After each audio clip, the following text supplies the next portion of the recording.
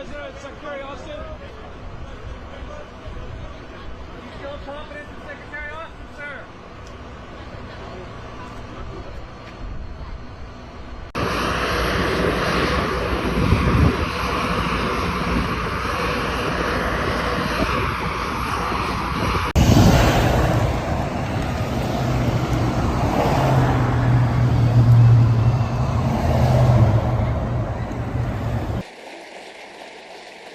And it is with great pride that I present to you the man best qualified, the man totally committed to making every American a part of the American dream, Joe Biden.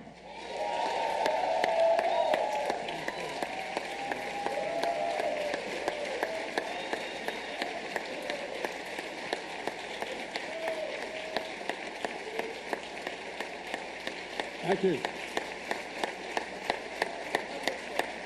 Thank you, thank you, thank you. Thank you. Thank you, thank you, thank you. Thank you. I rest my case. Thank you, please. Thank you. Thank you. Thank you. Thank you, thank you, thank you. Thank you. Thank you. And it's going to go to my head. Please, thank you. Jim, you know, just say one thing about what Jim has been talking about that confuses me about our Republican friends sometimes, the MAGA Republicans. No, I mean, I'm being sincere. Every one of the things that Jim mentioned saves the American taxpayer billions of dollars. You realize if you have a prescription drug from any major drug company in America, I can take you to Toronto, Canada, London, Rome, any major capital in the world and buy the same exact drug for sometimes half the price that you get here. Look, folks, when the federal government, through Medicare, doesn't have to pay out as much money, it means taxpayers pay less money because you fund the federal government. You fund Medicare. Go down every one of these things that always confuse me. They talk about being rational. It's just about excess profit. But at any rate, I don't want to get off on that. I'll get carried away. I don't quite get these guys. Thank you, Jim, for your friendship and above all for your fellowship. And Bishop Green, thank you for those kind words. I mean that sincerely. And thank you, Reverend Manning, for the shepherd of this house to allow me to stand at this podium once again. And all the faithful of Mother Emanuel and distinguished guests. I was talking downstairs. I've spent more time in the Bethel AME Church in Wilmington, Delaware than I have than most people I know, black or white, have spent in that church. Because that's where I started. No, I'm serious. I started the Civil Rights Movement. I used to go to 7:30 Mass, then I'd go to 10 o'clock service with the Reverend who was then running the church, is now the bishop. She's a bishop, and I'm told your bishop had been there before in South Africa. That's where he is right now. The point is that I've been blessed to worship here before as well. It's at moments of joy and great joy, and moments of great pain, moments of unbearable loss. On June 17, 2015, the beautiful souls, 5 survivors, invited a stranger into this church to pray with them. The word of God was pierced by bullets of hate, of rage, propelled by not just gunpowder, but by a poison that has for too long haunted this nation. What is that poison? White supremacy. Oh, it is. It's a poison. Throughout our history, it's ripped this nation apart. It says no place in America. Not today, tomorrow, or ever. From that day, this nation saw this congregation, this community, demonstrate one of the greatest acts of strength I have ever seen. I mean it sincerely from the bottom of the act of forgiveness, the act of grace. It was as President Obama sang from here, Amazing Grace. You changed hearts. You did something that may not have happened but for your courage. You brought down the Confederate flag in South Carolina. You brought it down. No, you did. And you helped the nation heal. You showed what America can overcome, what we can be when we want to be something. I'm deeply humbled to speak from this same pulpit my friend, and he was a friend, Reverend Pinckney, spoke from. We all miss him, none more than his family and this congregation. But just as all the families of the Emanuel 9 miss the pieces of their soul that they lost that day, we also have been together at moments of unbearable loss for my family. 2 days after the service of Reverend Pinckney, my son and I, my surviving son and I came back. My family worshiped with you. Here's Sunday service to show our solidarity. But my family also needed to be healed. We didn't even realize how badly. Just 22 days before, we had buried my son, Bo, a veteran exposed and died because of those burn pits in Iraq for a year. We were in more pain than we knew. We came here to offer comfort. We received comfort from you. No, I'm serious. As I listened in the pews, spent time with the families, visited Reverend Pinckney's office, visited the memorial for the victims outside, I grew stronger. My son, my family grew stronger. We prayed together. We grieved together. We found hope together, for real, for real. And it reminds me that through our pain, each of us must find purpose.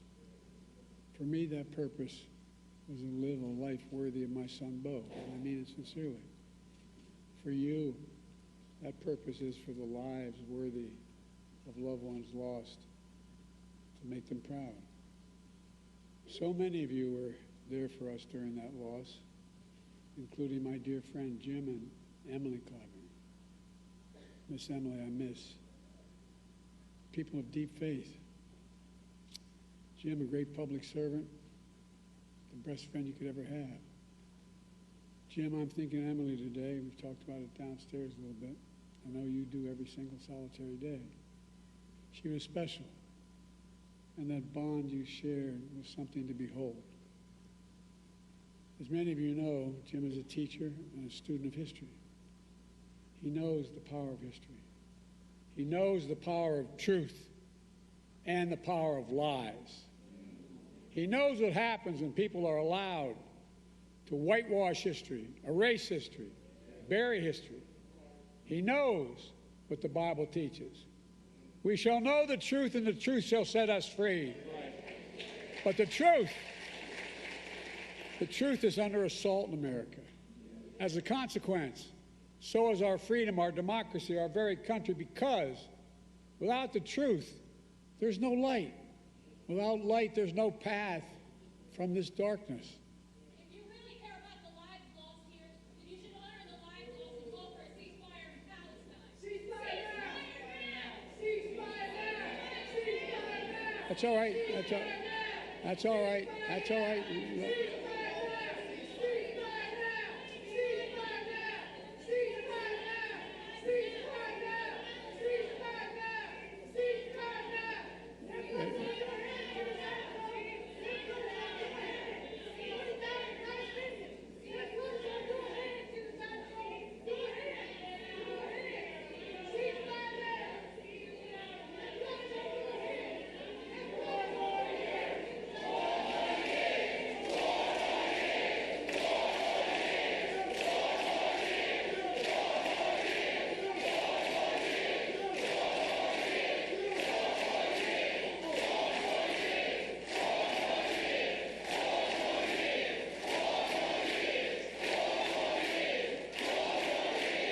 Thank you. Thank you. Thank you. Look, folks, I understand their passion, and I've been quietly working with the Israeli government to get them to reduce and significantly get out of Gaza. I'm using all that I can to do that.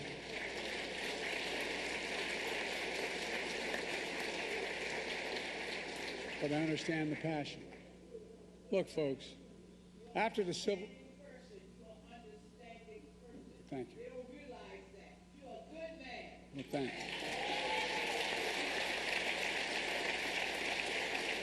you. Look, after the Civil War, the defeated Confederates couldn't accept the verdict of the war. They had lost. So they say they embraced what's known as the lost cause, a self-serving lie that the Civil War is not about slavery, but about states' rights. They've called that the noble cause. That was a lie that had, not just a lie, but it had terrible consequences. It brought on Jim Crow. So let me be clear, for those who don't seem to know, slavery was the cause of the Civil War. There's no negotiation about that. Now we're living in an era of a second lost cause. Once again, there's some in this country trying to turn a loss into a lie which, if allowed to live, will once again bring terrible damage to this country. This time, the lie is about the 2020 election. The election which you made, your voices heard, and your power known. Just 2 days ago, we marked the 3rd anniversary of one of the darkest days in American history, January the 6th, the day in which insurrectionists stormed the United States Capitol, trying for the first time in American history to stop the peaceful transfer of power in the country. We all saw with our own eyes the truth of what happened. That violent mob was whipped up by lies from a defeated former president, smashing windows, smearing blood on statues, ransacking offices. Outside, insurrectionists erected gallows, chanting, "Hang Mike Pence." Inside, they hunted for Nancy Pelosi, chanting, "Where's Nancy?" We saw something on January 6th we'd never seen before, even during the Civil War. Insurrectionists waving Confederate flags inside the halls of Congress built by enslaved Americans. A mob attacked and called black officers, black veterans, defending the nation those vile of racist names. And yet, an extreme movement of America, the MAGA Republicans, led by a defeated president, is trying to steal history now. They tried to steal an election, now they're trying to steal history, telling us that violent mob was, and I quote, a peaceful protest. That insurrection, those insurrectionists were, these are his words, patriots. That there was, quote, a lot of love that day. In fact, the rest of the nation and the world saw a lot of hate and violence. For hours, the defeated former president sat in the private dining room off of the Oval Office and did nothing, absolutely nothing. His actions were among the worst derelictions of duty by any president in American history. An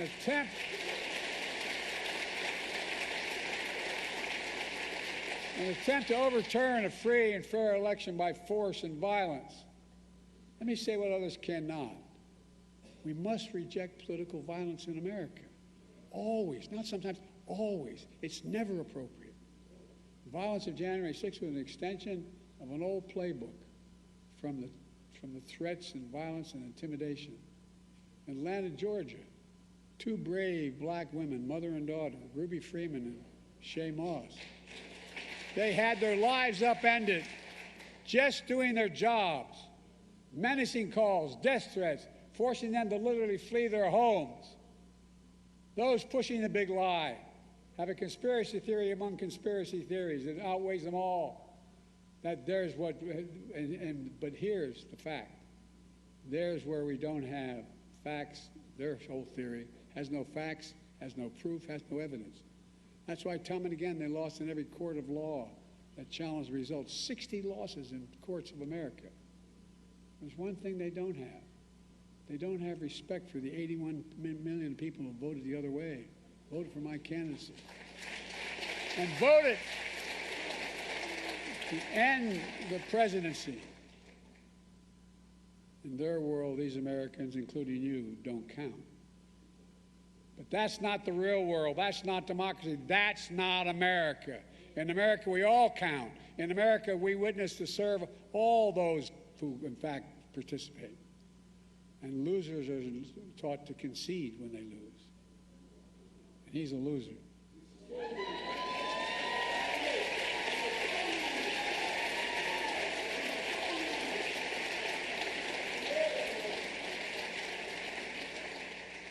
Then we all came together to put the country before ourselves. The lies that led to January 6th are part of a broader attack on the truth of America today that we all have seen before. The same movement that throughout the mob of the United States Capitol isn't just trying to rewrite history, January 6th, they're trying to determine to erase history and your future. Banning books, denying your right to vote and have it counted, destroying diversity, equality, inclusion all across America, harboring hate and replacing hope with anger and resentment and dangerous view of America. That narrow view of America, zero-sum view of America that says, if you win, I lose. If you succeed, it must be I failed. If you get ahead, I fall behind. And maybe worst of all, if I hold you down, I lift myself up. That's not new in America. Every stride forward has often been met with ferocious backlashes from those who fear the progress, from those who exploit that fear for their own personal gain, from those who traffic in lies told for profit and power. But here in Charleston, you know the power of truth. Less than a mile from here was once a port where almost half of all enslaved Africans were trafficked to North America and forced on our shores. And now you have a world-class museum there to tell the truth about the original sin. And it matters. And I want to thank former Mayor Jim Riley for his leadership, who saw to it the museum was built, and for all of you who made that happen. And with your help, I made Juneteenth the first federal holiday since Dr. Martin Luther King's day.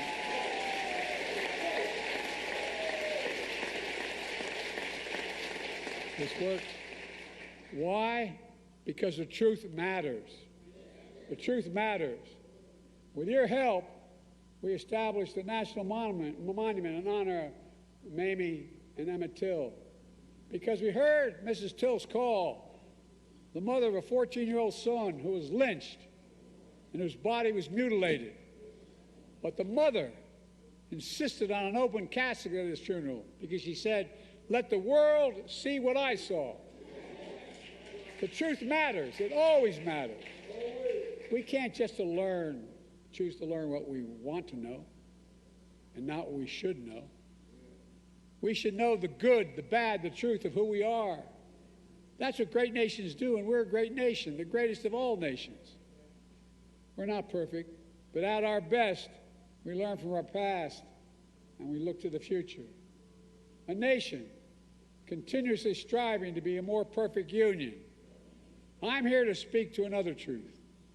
It's because of this congregation and the black community of South Carolina, and not an exaggeration, and Jim Clyburn, that I stand here today as your president, because of all of you. That's a fact. That's a fact.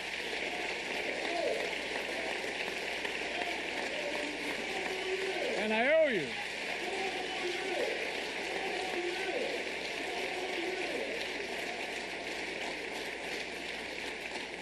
And I've done my best to honor your trust.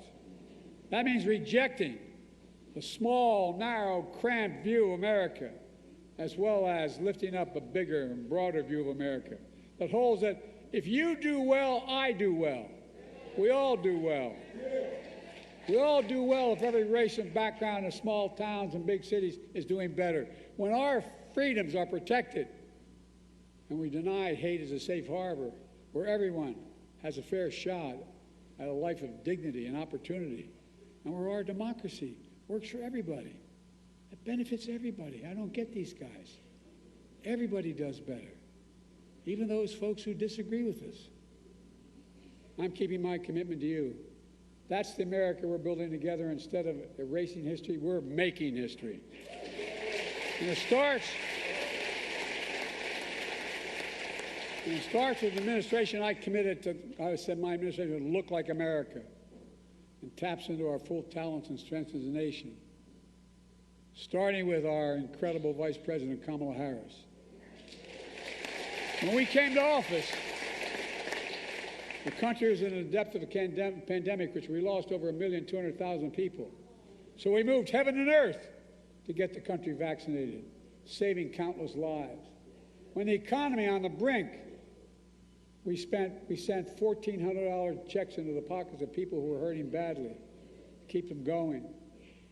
I said we'd invest in all of America, and we are. The results are clear. Over 14 million new jobs, record economic growth, the lowest inflation rate of any major economy in the world. But we have more to do.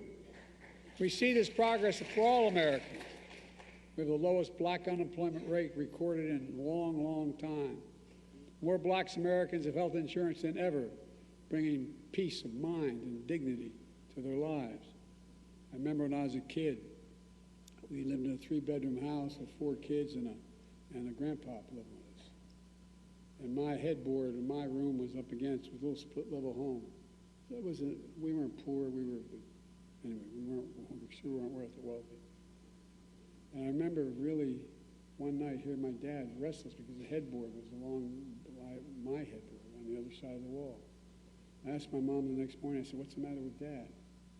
She said, "Honey, his employer just told her they're dropping health insurance." What that does is deprives a man and a woman of their dignity. How do you look at your child and say, "I can't cover you, I can't take care of you"? And now, as Jim pointed out, I won't go into it like I was going to because he said it better.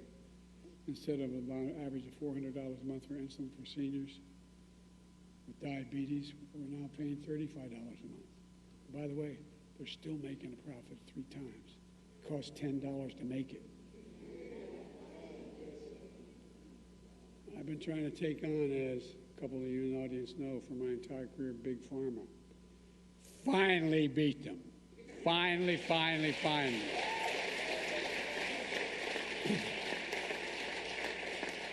And we're going to go back and make sure that Medicare can negotiate prices for everybody, not just for seniors. Again, it saves the American taxpayers billions of dollars not having to pay pharma for these things. You know, we're growing back black wealth. Well, we have a lot more to do. The racial wealth gap is the smallest it's been in 20 years under my watch. More black small businesses starting up than in decades, and the ultimate act in opening a new business, the ultimate act of hope. We're taking on housing discrimination in many ways. So a home owned by a black family on one side of a highway, built by the same builder on the other side of the highway, and a white guy living in it, the white guy's home is valued more than the black guy's. No, I know you know it, but guess what? That's how you build generational wealth when you build your home. Kamala and I are leading the charge, mainly Kamala, to protect the freedom to vote, and that vote that be counted. Defending your freedom to choose, we're keeping our commitment of providing incredible opportunities, making historic investments in HBCUs, $7 billion. $7 billion.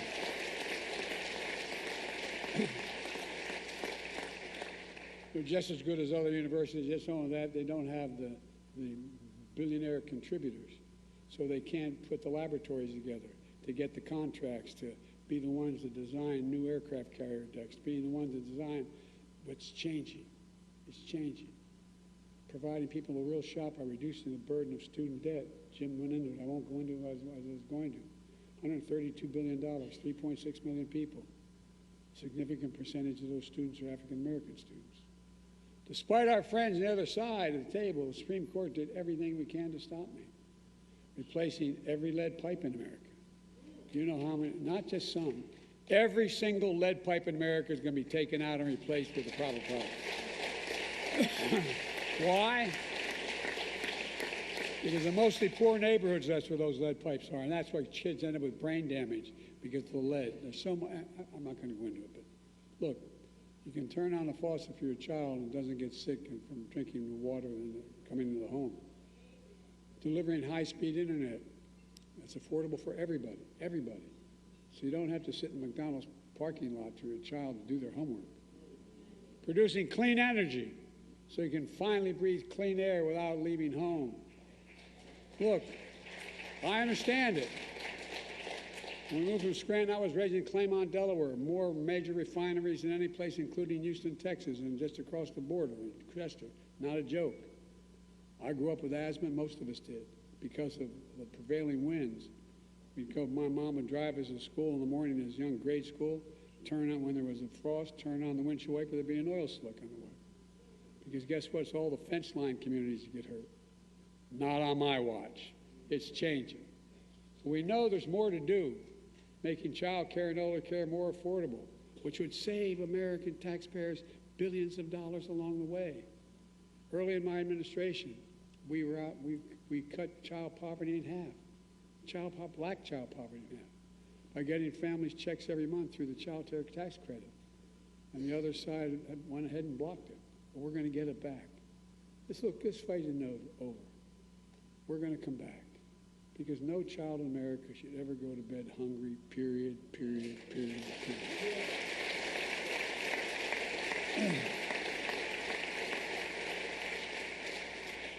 After the historic movement for justice in the summer of 2020, I signed the most significant police reform executive order in history. We didn't get the law passed, but guess what? I did it by executive order, a significant part of it. But now Congress has to step up and ask and do what I did and make it the law of the land. Just a few days ago, the defeated former president was asked about the recent shooting in Iowa. Did you hear this one? It's hard to believe. You know what his response was? All those kids dead? We have to get over it. End of quote. I promise you. We have to get over it. My response is, we have to stop it. So your children, your family, your friends can leave your home, walk the streets, go to stores, go to the grocery store, and go to church to be safe from gun violence. There's no excuse for this carnage. We have to ban assault weapons. I did it once before, and I'm going to come back again and do it. Ban high-capacity magazines. We have to pass a universal background checks. It doesn't violate the Second Amendment. It's common sense, and it saves lives. I'm determined to continue to deliver unequal justice under the law. I made a commitment to you to nominate the first black woman, and Jim's already talked about it, on the Supreme Court. And by the way, she's smarter than the rest of these guys. Oh. Her name is Ketanji Brown Jackson. But guess what? She knows what she's doing. And by the way, as Jim pointed out, more black women have been appointed to the federal circuit courts than every other president in American history has appointed. Every single solitary one counted. And we're going to keep going.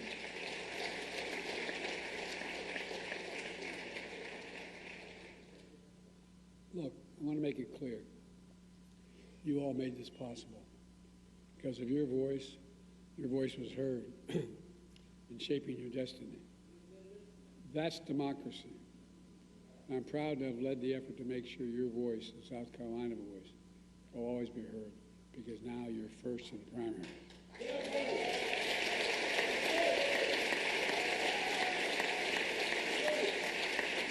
Look, Our North Star as a nation is the very idea of American, an idea. At once the most simple and most powerful idea in the history of the world. That's not hyperbole, it's fact. The idea is this: we're all created in the image of God equally. We deserve to be treated equally throughout our lives. It's a covenant we made with each other, a covenant we've never fully lived up to, but we never fully walked away from either. And faith and history teach us that however dark the night, joy cometh in the morning. And that joy comes with commands from Scripture. Love the Lord thy God with all thy heart, all thy mind, all thy soul. And love your neighbor as thyself. Not so easy. It's hard. But in those commands is the essence of the gospel and the essence of the American promise. And in my life, I've tried to live my faith. And I've many times failed. But I've learned, as many of you might have learned in your path as well, we're all imperfect beings. We don't know where fate will take us or when, but we can do our best to seek a life of light, hope, love, and justice, and truth. Folks, let me close with this. Denmark Vesey arrived in Charleston enslaved, one of too many from the distant shores, wrenched on a painful journey, not to a promised land, but to a land that promised to deprive them of freedom. But even though they arrived in a land where the life and rife of pain and persecution, they still believed they had promise. And the black church kept them moving. They had faith. They found Scripture. Faith is the substance of things hoped for, evidence of things not seen. Vesey had his kind of faith. He became a carpenter and a movement leader, concerned with the least among us.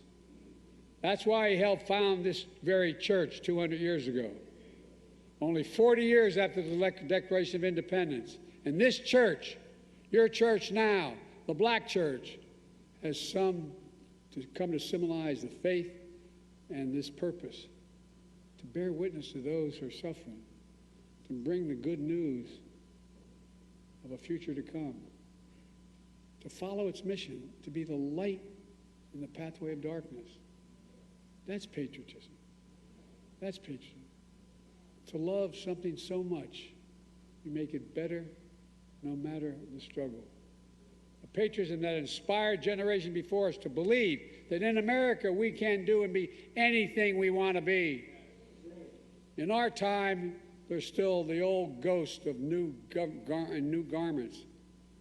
And we all need to rise to meet the moment. And the moment is now. Folks, my fellow Americans, this is a time of choosing. So let us choose the truth. Let us choose America. I know we can do it together, and as the gospel song sings, we've come too far from where we started. Nobody told me the road would be easy. I don't believe he brought me this far to leave me. My fellow Americans, I don't think the good Lord brought us this far to leave us behind. May God bless you all, and may God protect our troops. Thank you, thank you, thank you.